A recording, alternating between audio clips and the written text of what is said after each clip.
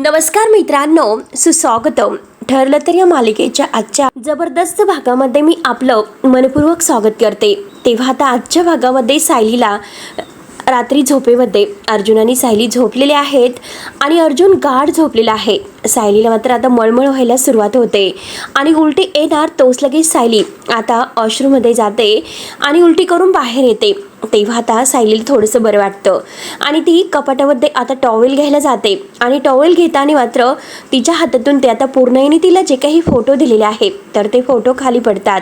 तेव्हा आता सायली टॉवेल वगैरे आपलं तोंड पुसल्यानंतर ते फोटो उचलते आणि ते फोटो बघत असते. ते फोटो आता रविराज काका, प्रतिमा आत्या आणि तन्वी लहानपणची यांचे असते, म्हणजे सायलीचेच. तेव्हा आता सायली एक एक फोटो पाहते आणि विचार करते, हे फोटो तर मी बघतेच आणि नक्की सारखे सारखे मला हे फोटो का बघावेसे वाटत असेल या मुलीशी आणि या फोटोशी माझा नक्की काय धागा असेल. आणि तेवढ्यात अर्जुनला जाग येते. अर्जुन आता उठतो आणि तिच्या खांद्यावर मागून हात ठेवतो. सायली खूपच घाबरते की नक्की आहे तरी कोण. जेव्हा आता वळून बघते तर काय अर्जुन विचारतो की अगं बायको, तू तर झोपली होतीस, मग उठली कशाला आणि हे कसले फोटोज तू बघते. तेव्हा आता अर्जुन ते फोटो आपल्या हातात घेतो आणि ते फोटो बघून म्हणतो की तन्वीचे फोटो, आणि ते फोटो तुझ्याकडे कसे आलेत. सायली म्हणते की पूर्णाजीने दिले होते आणि ते फोटो मी इकडे आपल्या रूम मध्ये घेऊन आले. अर्जुन विचारतो की का पण. सायली म्हणते की असेच बघायला. अर्जुन म्हणतो की हे बघ, तुला पूर्णाजी समोर तन्वी असल्याचं नाटक करावं लागतं, हे ठीक आहे, तरी सुद्धा अगं सायली, तुला तन्वीचे फोटो का बघायचे आहे. तू का सारखे सारखे ते फोटो पाहत असते आणि तिच्याबद्दल तू इतका विचार का करतेस बरं. सायली आता मनात अर्जुनकडे बघत म्हणत आहे की मलाच ह्या प्रश्नाचं उत्तर नाही मिळत. नक्की मलाच काय हा उलगडा आहे तोच कळेनासं झालेला आहे आणि मग मी यांना तर काय उत्तर देऊ. अर्जुन म्हणतो की हे बघ बायको, मी तुला अगोदरपासून हेच सांगतो, बघ आता ह्या सगळ्या गोष्टीचा तुला खरंच खूप त्रास होणार आहे. आणि हे बघ बायको, तू प्रेग्नेंट नव्हती तेव्हा सुद्धा मला हे आवडलं नव्हतं की तू तन्वी व्हावी म्हणून, आणि पूर्णाजी समोर सुद्धा तन्वी बनून जाते. आणि हे बघ आता तू प्रेग्नेंट आहे त्यामुळे तुला जास्त काळजी घ्यावी लागेल आणि तुला कोणताही त्रास व्हायला नकोय ना बायको. मला तुझी फार काळजी वाटते आणि आता हे तन्वी असणारं नाटक आहे तर ते प्लीज आपण थांबूयात का. सायली म्हणते की अहो हे बघा, असं करून कसं चालेल बरं. अर्जुन म्हणतो की अगं पण ड्रेस घेऊन सुद्धा नाही चालणार. बघ सचिनला जेव्हा तू सकाळी रागरागाने बोलत होती त्या गोष्टीचा शेवटी तुलाच त्रास झाला, तुला चक्कर यायला सुरुवात झाली. आणि हे बघ अगं बायको, आता सगळ्यात जास्त काय महत्वाचं आहे की तुझी तब्येत. तन्वी प्रकरण प्लीज थांबूयात. तेव्हा सायली म्हणते की हे बघा, आता मात्र पूर्णाजीच्या बाबतीत कोणतीही गोष्ट डॉक्टरांच्या सल्ल्याशिवाय नाही करू शकत. अर्जुन म्हणतो की ठीक आहे, पूर्णाजी समोर तू तन्वी असल्याचं नाटक कर, पण हे असले फोटो वगैरे तू आता स्वतः मात्र बघत बसू नकोस आणि फोटोज बघून मात्र तुझ्या डोक्यामध्ये फक्त तेच विचार सुरू असतील. आणि हे बघ आता तर काय, आता फक्त तुझ्या डोक्यामध्ये बाळाचे विचार असले पाहिजे. तेव्हा आता सायली मनात विचार करते की यांना मी कसं सांगू की आता माझ्या डोक्यामध्ये जे तन्वीचे विचार आहे तर ते सारखे सारखे माझ्या मनात येत आहे आणि सारखी तीच मुलगी माझ्या समोर येत आहे. यांना जर हे सांगितलं तर आता हे चिडतीलच. तेव्हा आता सायलीला गप्प राहून अर्जुन विचारतो की अगं हे बघ बायको, तू असे गप्प राहू नकोस, माझं ऐकणार आहेस ना. बघ पूर्णाची पुरती जेवढी गरज आहे ना तेवढंच तू तन्वी असल्याचं नाटक कर ना, बाकीचा विचार सुद्धा करू नकोस. फोटोज आपण उद्याच पूर्णाजीला परत देऊयात आणि हे बघ हे सगळं विसरून तू फक्त तुझ्या हेल्थला विचार कर, त्याची काळजी घे. आणि ते फोटो परत तो पॉकेटमध्ये ठेवून देतो. सायलीला आता म्हणजे काही कळतच नसतं अर्जुनला काय उत्तर द्यावं, काय सांगावं. पुढे तो म्हणतो की हे बघ अगं बायको, आपलं ठरलं होतं ना या घरात खऱ्या तन्वीचा टॉपिक सुद्धा काढायचं नाही, म्हणून सगळं आपल्याला कायमचं बंद करायचं आहे. आणि हे असले फोटोज वगैरे बघून मात्र तिचा विचार आपण आपल्या मनामध्ये सुद्धा करायचं नाही. सायली फक्त अर्जुनचं बोलणं ऐकून त्याच्याकडे पाहत असते. अर्जुन ते फोटो कपाटात ठेवून देतो आणि तो सायलीला झोपायला सांगतो. तेव्हा अर्जुन झोपतो आणि सायली आपल्या जागेवर येऊन झोपते, परंतु तिला काही झोप लागत नसते, ती विचारतच असते. त्यानंतर आता इकडे साक्षी ही सचिनला सांगत आहे की आता या जगात साक्षीच नाही राहिली तर कसं होईल. तेव्हा सचिन म्हणतो की अगं साक्षी, तू काय बोलते, तुझं तुला कळतं का. अगं आपल्या दोघांचं अफेअर आहे ते सहजपणे सिद्ध करू शकतात, त्यांच्याकडे पुरावे आहेत. साक्षी म्हणते की त्यांच्याकडे काय पुरावे आहेत, हेच की तुझा आणि साक्षी शिकरे यांचं अफेअर आहे. जर साक्षी शिकरेच या जगात नाही राहिली तर मग. तेव्हा सचिनला हिचं बोलणं काही कळत नसतं. तो विचारतो की नक्की तुला काय म्हणायचं आहे. तेव्हा साक्षी सचिनला म्हणते की बघ माझ्याकडे एक प्लॅन आहे आणि त्या प्लॅन बद्दल मात्र आता ती सचिनला सांगते, कारण तिला आता जे काही चेहऱ्याचा हा पेहराव आहे तो बदलायचा असतो, तिचा लुक पूर्णपणे तिला चेंज करायचा आहे, म्हणजे प्लॅस्टिक सर्जरी करायची आहे. आणि ते ऐकल्यानंतर मात्र सचिन म्हणतो की काय बोलतेस, प्लॅस्टिक सर्जरी, म्हणजे तू खरंच प्लॅस्टिक सर्जरी करून घेणार आहेस का साक्षी. तेव्हा साक्षी हो असं म्हणते. एक मिनिट, कारण तू मगाशी जे म्हणाली होती की हे तुझ्या चेहऱ्यावर जे काही चाकूचे मार्क्स आहे तर ते चुकून झालेले आहेत, ते सगळं खरं आहे का? आणि साक्षी आता हे सगळं काही सांगायला तयार होते की सचिन, हे सर्व मी स्वतः माझ्या हाताने चाकूचे वार स्वतःच्या चेहऱ्यावर करून घेतले आणि मला माझा चेहरा नकोसा झालेला आहे. हाच चेहरा माझ्या प्रेमाच्या आड येतोय, आपल्याला एकमेकांपासून हाच चेहरा दूर करत आहे. त्यामुळे प्लीज मला हा चेहराच नको, मला हा चेहरा नकोसा आहे. मी अगदी सुपूर्त करणार आहे या चेहऱ्याचं. तेव्हा सचिन विचारतो की म्हणजे तू स्वतः हे सर्व आपल्या चेहऱ्यावर मार्क्स करून घेतले आणि आता मात्र तुला तुझा चेहरा बदलायचा आहे का? त्यावर आता साक्षी म्हणते की अरे हे बघ, मला तर खरं हे करायचंच नव्हतं, कधीच करायचं नव्हतं. म्हणूनच मात्र ज्यावेळेस साक्षी मेली, असा जो प्लॅन आम्ही केलेला होता त्यावेळेस सुद्धा मी माझा चेहरा बदललेला नव्हता आणि मला असं वाटलं होतं की साक्षी मेलेली आहे तेव्हा तिला कोणी शोधायला नाही जाणार म्हणून आणि थोडाफार बदल करून मी शांतपणे जगू शकेल. आणि आता तर सायली अर्जुनला सुद्धा कळालेले आहे की साक्षी जिवंत आहे, त्यामुळे माझा शोध घेत ते कधीही माझ्यापर्यंत येऊ शकतात. आणि हे बघ सचिन, त्या अगोदर मला माझी ओळख बदलायची आहे. त्यावर सचिन म्हणतो की हे तर खूपच मोठं पाऊल आहे. आणि हे बघ साक्षी, तुझी खात्री आहे का, तुला हे नक्की करायचं आहे का? साक्षी म्हणते की हो, माझी पूर्ण तयारी आहे, कारण दुसरा कोणताही पर्याय नाही. एकदा की मी माझा चेहरा बदलला तो अर्जुन सुभेदार माझं काहीच वाकडं करू शकणार नाही. आता हे सर्व ऐकल्यानंतर सचिन म्हणतो की हे बघ, एवढ्या मोठ्या गोष्टीसाठी हे एवढं मोठं पाऊल उचलणं चांगलं नाही, काही उपयोग नाही होणार. अगोदर मात्र तुला त्याची प्रॉपर चौकशी करून घ्यायला हवी, त्या प्रोसिजरची सगळं काही तुला. तेव्हा साक्षी म्हणते की हो, मी सगळी चौकशी केलेली आहे, मी डॉक्टरांशी सुद्धा बोलून घेतलेला आहे आणि आजच्या आज माझी सर्जरी करावी लागणार आहे. डॉक्टर पुण्यामध्ये असतात आणि आजच मी पुण्यामध्ये जायला निघणार आहे. तेव्हा आता सचिनला हे दर्शक शॉक बसले सारखंच होतो. तो म्हणतो की ओ माय गॉड, आणि हे सगळं इतकं अचानक घडत आहे आणि हे सगळं कसं मला प्रोसेस करावं तेच कळत नाही. साक्षी म्हणते की हे बघ सचिन, माझा पूर्ण विचार झालेला आहे. एकदा की मी नवा चेहरा घेऊन या जगामध्ये वावरायला लागेल तर आपण सहजपणे लग्न करू शकतो आणि त्या अगोदर तुला डिव्होर्स सुद्धा मिळू शकतो. आणि मनात म्हणते की आता त्या अस्मिताला मी तुझ्यात आणि माझ्यात सचिन कधीही नाही होऊन देणार, माझंही तुझ्याशी लग्न होणार म्हणजे होणार. तेव्हा आता सचिन तर मनामध्ये खूपच खुश होतो. साक्षीने जर खरंच तिचा चेहरा बदलला तर माझी केस मात्र आणखी स्ट्रॉंग होऊ शकते. दोघंही आता दोघं लग्न करण्याचं ठरवतातच. त्यानंतर आता इकडे सकाळ झालेली आहे. अर्जुन आणि आज चैतन्य मात्र आता हेअरिंग साठी निघलेले आहेत कोर्टामध्ये. आज चैतन्य म्हणतो की अरे अर्जुन, हे बघ, जरा वेळेत जायला हवं.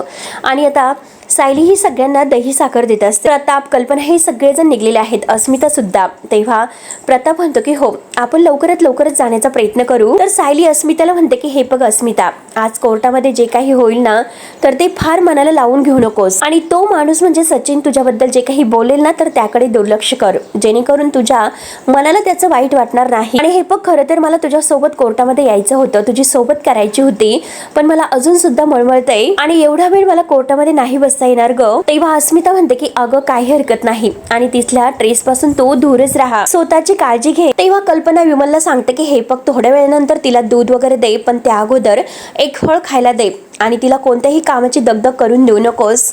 विमलताई म्हणतात की वहिनी, तुम्ही काही काळजी करू नका, मी आहे ना, मी काही त्यांना करून देणार नाही.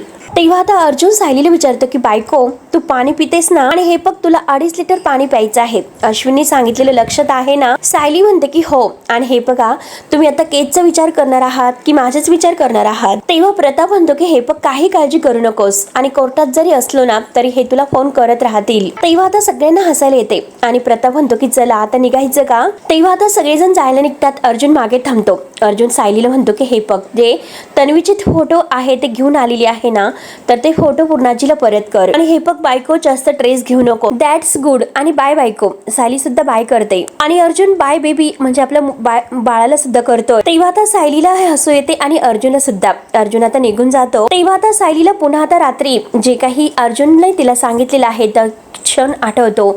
अर्जुन म्हणलेला असतो की हे बघ, हे फोटो बघू नको आणि ह्या फोटोमुळे तन्वीचे विचार सारखे तुझ्या मनामध्ये येतात आणि आता फक्त आणि फक्त तुझ्या डोक्यामध्ये बाळाचेच विचार असले पाहिजे. आणि पूर्णाजीच्या बोलण्याचा सुद्धा ते विचार करते. पूर्णाजी म्हणते की अगं, हे फोटो तुझे आहेत, मग ते तुझे फोटो तुझ्याकडेच असायला हवेत आणि मला जेव्हा पंती होईल तेव्हा हे फोटो तू तिला नक्की दाखव. या सगळ्याचा विचार सायली करत आहे आता. त्यानंतर आता इकडे या सचिनने आपलं घर तर विकलेलंच असतं, त्याचा सौदा केलेला आहे आणि इकडे आपल्या आई वडिलांना चक्क चक्क तो आता रुद्र आश्रमात घेऊन येतोय, त्यांना या असं म्हणतो. तेव्हा त्याचे आई वडील फक्त एकमेकांकडे पाहत असतात, त्यांना काही कळत नसतं की नक्की सचिन काय करतो. तेव्हा सचिन त्यांना म्हणतो की हे बघा आई आणि बाबा, मला माहिती आहे की तुम्ही आपल्या घरामध्ये जास्त कम्फर्टेबल असता आणि मी तुम्हाला काही दिवसांसाठी येथे शिफ्ट होण्यासाठी आग्रह करतोय आणि खरंच सॉरी. तेव्हा आता सचिनचे बाबा विचारतात की अरे पण आम्ही इथे काय राहायचं. सचिन म्हणतो की फक्त काही दिवसांचा प्रश्न आहे आणि हे बघा तुम्ही इथे मात्र एकदम असे सेफ असाल, माझ्यावर विश्वास ठेवा. तर सचिनची आई म्हणते की अरे पण आपण आपल्याच घरामध्ये सेफ का नसू,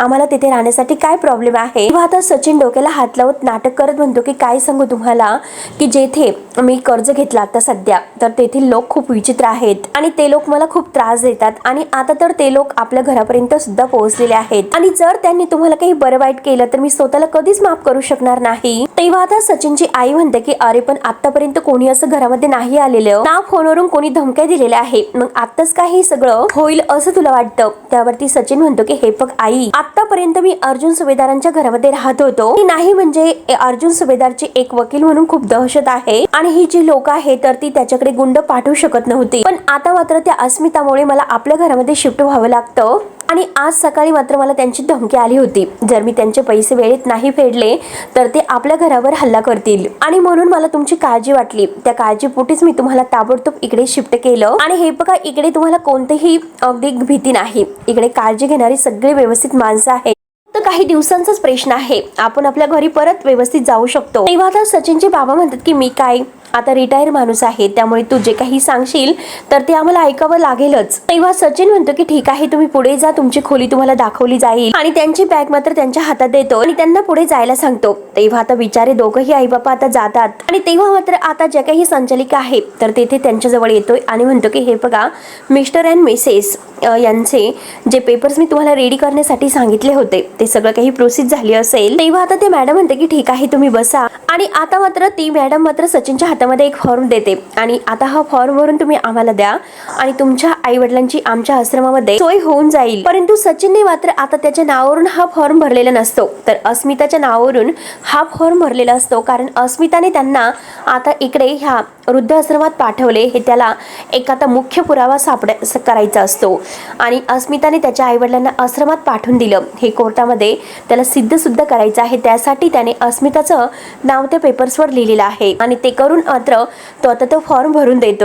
मॅडम म्हणते की ठीक आहे तुमचं काम झालेलं आहे, तुम्ही काही काळजी करू नका, तुमचे आई वडील येथे सेफ राहतील. तेव्हा आता सचिन तर खूपच खुश झालेला आहे, थँक्यू सो मच असं म्हणतो आणि ती रिसीट मात्र आता ती सचिनकडे ठेवायला सांगते. तेव्हा सचिन ती रिसीट घेतो आणि हे बघा हवं तेव्हा मात्र तुम्ही तुमच्या आई वडिलांना भेटायला येऊ शकतात असं म्हणते. तेव्हा आता सचिन म्हणतो की वाट बघा.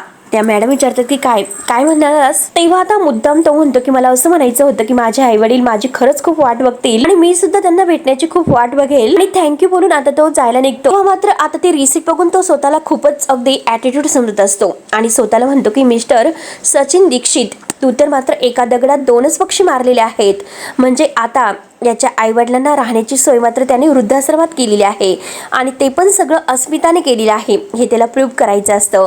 म्हणून तो म्हणतो की आता अस्मिता आणि आताही माझे आई वडील यांना एका दगडात मी अगदी मारलेला आहे तर. आणि तो स्वतःला म्हणतो की तुझे आई वडील आता कायमच्या वृद्धाश्रमात गेलेले आहे, आता मात्र तुला कधीही त्यांचं तोंड पाहायला मिळणार नाही आणि या सगळ्याचं खापर मात्र तू अस्मितावर फोडलं असेल आणि आता मात्र स्वतःला म्हणतो की तुला तर आईबाबांची सगळी प्रॉपर्टी मिळेल आणि त्या सुभेदारांचं नाक सुद्धा कापलं जाईल. पण स्वतःशी खूप हसत आहे. त्यानंतर सायली पुन्हा आपल्या रूम मध्ये येते, ते कपाटात उघडून ते फोटो घेतले आणि विचार करते की हे फोटो मी पुन्हा पूर्णाईला नेऊन देते, नाहीतर हे तर माझ्यावर पुन्हा खूप रागवतील. किंवा ते फोटो देण्या अगोदर सायली पुन्हा ते फोटो पाहते, त्यातील तन्वीचा फोटो ती बाहेर काढते. सायलीला ते फोटो परत देऊशीच वाटत नसतात. तेव्हा ती स्वतःला विचारते तुझे हे फोटो देण्यासाठी माझ्या इतकं जीवावर काय येत असेल आणि तुझ्याकडे बघितलंस की एक वेगळीच भीती वाटते आणि हे सर्व का होते तेच कळत नाही आणि दुसरीकडे मात्र तू तर मला खूपच जवळचीच वाट आणि तेही का ते सुद्धा मला कळत नाही. आणि परत सायली आता बेडवर बसते, त्या फोटोकडे पाहत असते आणि स्वतःला म्हणते की कदाचित मात्र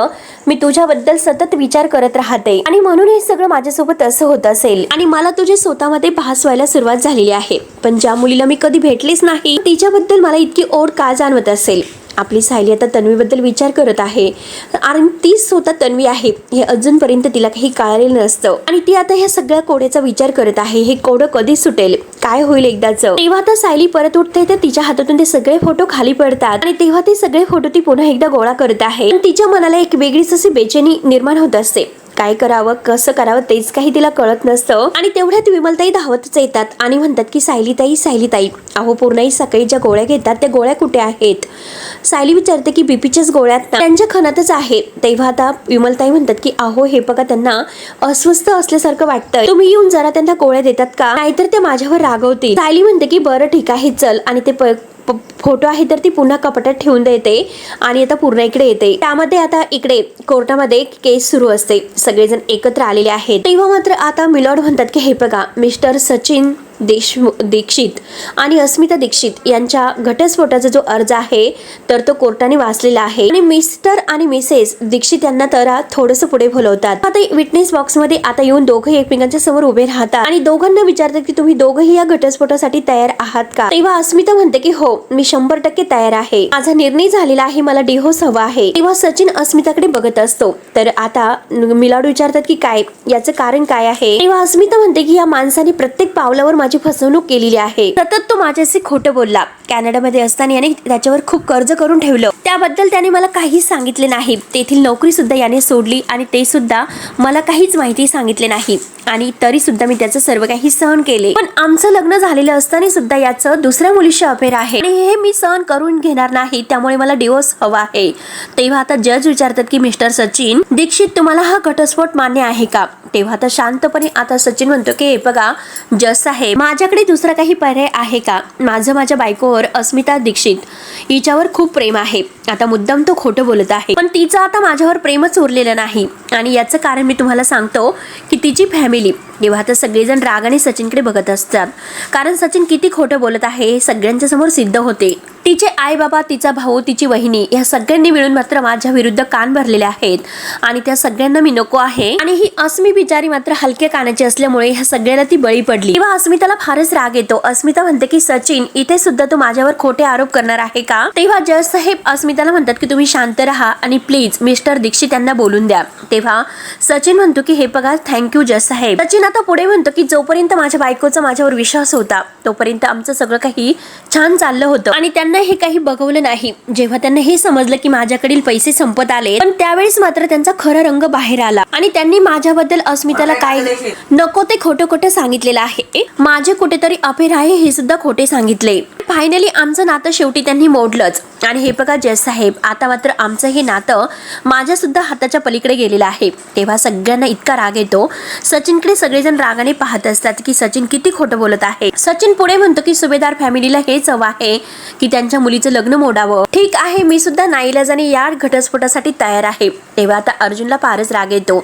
अर्जुन लगेच उठतो आणि म्हणतो की हे बघा मिलॉर्ड सचिन मात्र मुद्दाम सगळं काही हे सर्व खोटं बोलत आहे. आणि तेव्हा आता जज साहेब अर्जुनला म्हणतात की हे बघा ऍडव्होकेट सुभेदार आज मात्र दोन्ही पक्षाला आपापली बाजू मांडून द्या. कोर्टाला फक्त हे बघायचं आहे की ह्या दोन्ही पक्षाला हा घटस्फोट मान्य आहे किंवा नाही. इतर कोणतेही आता कशाबद्दल सुद्धा कोर्ट मात्र ऐकून घेणार नाही. तेव्हा आता अर्जुनला खाली बसावं लागतं. तेव्हा आता जज साहेब म्हणतात की मिसेस अस्मिता देशमुख यांनी मात्र पोटगीसाठी अप्लाय केलेला आहे आणि ते सचिनला विचारतात की मिस्टर दीक्षित यावर तुमचं म्हणणं काय आहे. तेव्हा सचिन म्हणतो की नाही जज साहेब मी पोटगी देण्यासाठी तयारच नाही कारण मुळात माझ्याकडे पैसेच नाही आणि जरीही माझ्याकडे पैसे असते तरी सुद्धा मी अस्मिताला पैसे दिले नसते. तिने जे काही माझ्यावर आरोप केलेले आहेत तेथील एकही आरोप खरा नाही, सगळं काही खोटं आहे, एक रचलेला डाव. तेव्हा अस्मिता अर्जुन रागाने मात्र हे सचिनकडे पाहत असतात आणि चैतन्य सुद्धा. तेव्हा प्रताप कल्पना एकमेकांकडे बघतात की किती खोटं बोलतोय. सचिन पुढे म्हणतो की जज साहेब उलट तर माझ्यावर अन्याय झालेला आहे आणि हे मी नक्की तुम्हाला सिद्ध करून दाखवेल. आणि जज साहेब पुढे म्हणतात की आता मात्र मला ह्या सगळ्यावरून हे असं वाटतंय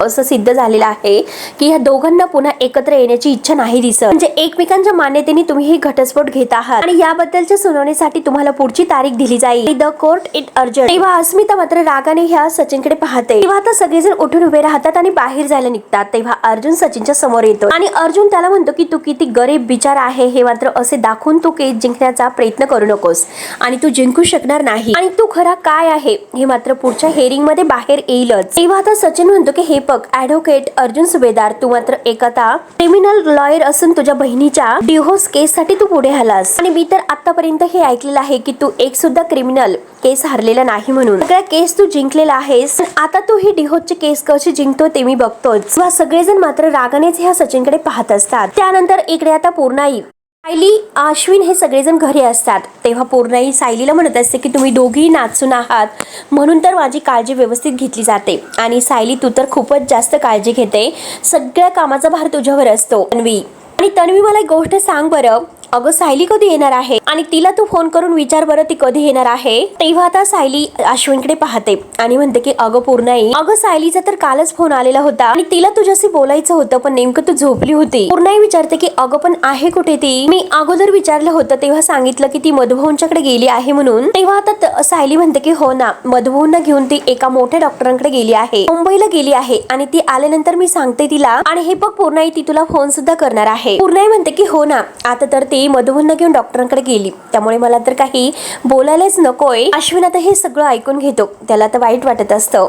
तर पूर्णाई पुढे म्हणते की हे बघ परत जर तिचा कॉल आला, मी झोपलेले जरी असले तरी सुद्धा तो कॉल मला उठून दे, मला तिच्याशी बोलायचं आहे। सायली म्हणते की हो। तर विमल म्हणते की पूर्णाई हे बघा आपण खोलीमध्ये जाऊयात का, म्हणजे मी तुमच्या पायाला तेल लावून देते। पूर्णाई म्हणते की हो चालेल आणि चल म्हणून सायली आता पूर्णाईला उठायला मदत करते, तिच्या हाताला धरून विमलला आतमध्ये घेऊन जायला सांगते। तेव्हा आता विमल मात्र आतमध्ये पूर्णाईला घेऊन जाते तर अश्विन सायलीला म्हणतो की वहिनी तू वेळेत सगळं काही सांभाळून घेतलं त्यामुळे हे सगळं बरं आहे, नाहीतर ह्या पूर्णाजीच्या प्रश्नांना कसे उत्तर द्यायची तेच मला नाही कळत। तेव्हा सायली म्हणते की हे बघा अश्विन भाऊजी, हे नाटक फक्त मी तन्वी असल्यास सोबत नाही होणार आणि पूर्णाजीला हे सुद्धा आठवतं की तुमचं तन्वीशी लग्न झालं होतं आणि आपल्यासाठी मात्र हे सगळं खूप कठीण होऊन बसणार आहे। तेव्हा अश्विन म्हणतो की हो ना, हे फार दिवस असं नाही चालू राहू शकणार, मी पूर्णाजीच्या डॉक्टरांशी बोलून घेतो आणि पुढे नक्की काय करायचं आहे हे त्यांना विचारायला हवं। तेव्हा सायली म्हणते की डॉक्टरांशी तर आपण बोलूयात पण अश्विन भाऊजी त्या अगोदर मला तुमच्याशी थोडंसं बोलायचं आहे। तर अश्विन म्हणतो की बोल ना। तर सायली म्हणते की हे बघा अश्विन भाऊजी, पूर्णाजी जे काही विचारतात ते मात्र साहजिकच आहे, परंतु जेव्हा पूर्णाजीने तुमच्या आणि तन्वीच्या बाळाचा विषय काढला तेव्हा तुम्ही इतके अस्वस्थ का झाला होतात आणि आपल्याला तर माहिती आहे हे सर्व नाटक आहे पण तरी सुद्धा तुम्ही इतके का चिडलात बरं। पूर्णाजींना किती आणि काय आठवतं याचा अंदाज येणं हे कठीण आहे असे मात्र तुम्हीच म्हणाला होता आणि हे बघा तन्वी तुमची बायको आहे हे त्यांना आठवतंय, परंतु तुमच्या बायकोच्या जागी मात्र ते माझा चेहरा बघतात। अजून सुद्धा त्यांना हे माहिती नाही, आपल्याला सुद्धा माहिती नाही की सायलीच्या जागी नक्की पूर्णाईला कोणता चेहरा दिसतो म्हणून, त्यामुळे तुम्ही इतकं चिडून कसं चालेल। आणि हे बघा तुम्हाला बाळ हवं असं पूर्णाजींना तर वाटणारच आणि हे बघा असं पूर्णाजींना तर वाटणारच, परंतु तुमच्या आयुष्यामध्ये चुकीची व्यक्ती जर आली नसती तर तुम्ही बाळाचा विचार तर केलाच असता। आणि हे बघा अश्विन भाऊजी, तसं काही घडण्या अगोदर प्रियाचं खरं रूप मात्र सगळ्यांच्या समोर आलं हे मात्र चांगलं झालं।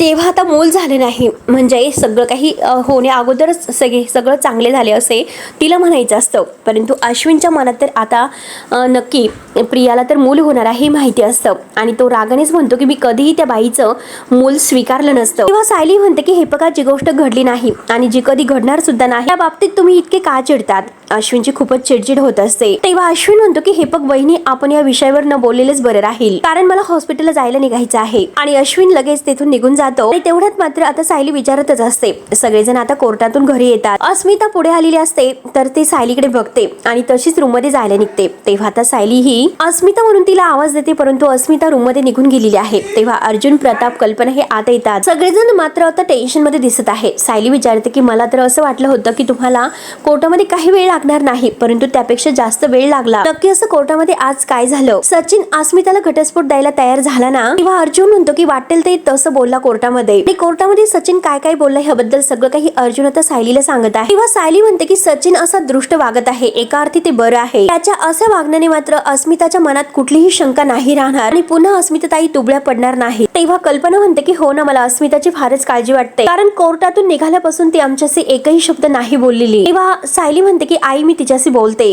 आलीच असे बोलून ती आता सायली अस्मिताच्या रूम मध्ये येते. प्रताप म्हणतो की अस्मिता सायलीकडे मोकळी झाली तर बरं होईल, नाहीतर ती सुद्धा मनातल्या मनात कुढतच राहील. कल्पना म्हणते की खरं तर सायलीने या अवस्थेमध्ये स्वतःची काळजी घ्यायला हवी. प्रताप म्हणतो की हे बघ अर्जुन, तू सायलीची काळजी घे, तिला जप, ती आपल्या सगळ्या कुटुंबाची काळजी घेते आणि तिची काळजी तुला घ्यावीच लागेल. तिच्या मनात कुठलीही इच्छा येण्या अगोदर ही तुला कळायला हवी. अर्जुन म्हणतो की ठीक आहे आणि मनात म्हणतो की हो ना, मला माझ्या बायकोच्या सगळ्या काही इच्छा म्हणजे तिला न बोलता कळायलाच पाहिजे, पण हे सगळं कसं मॅनेज करायचं असं तो विचार करतोय. तेव्हा मित्रांनो हा वाक येथे संपतो. सायलीला मात्र आता वासाचा खूपच त्रास होतो. ती आता सगळ्यांच्या समोर आईंना विचारते की आई, मला इतका त्रास का होतोय आणि मला कोणताही वास सहन का होत नाही. त्यानंतर मात्र इकडे अस्मिता आणि चैतन्य एकमेकांशी गप्पा करत आहे आणि तो फोटो आता हा म्हणजे बाजूला जो काही हा सचिन आहे हॉटेलमध्ये एका कॉफी शॉपमध्ये, तर तेथून मात्र हा फोटो काढतो आणि मग स्वतःला म्हणतो की अर्जुन सुभेदार, तुला कोर्टामध्ये पुरावे लागतात ना, आणि हेच तुझ्या बहिणीच्या अफेअरचे पुरावे. डॉक्टर मात्र ह्या पूर्णाईला तपासायला आलेले आहेत आणि सगळेजण तेथे उभे आहेत. तर सायलीकडे बोट करत डॉक्टर म्हणतात की ही तन्वी आहे ना.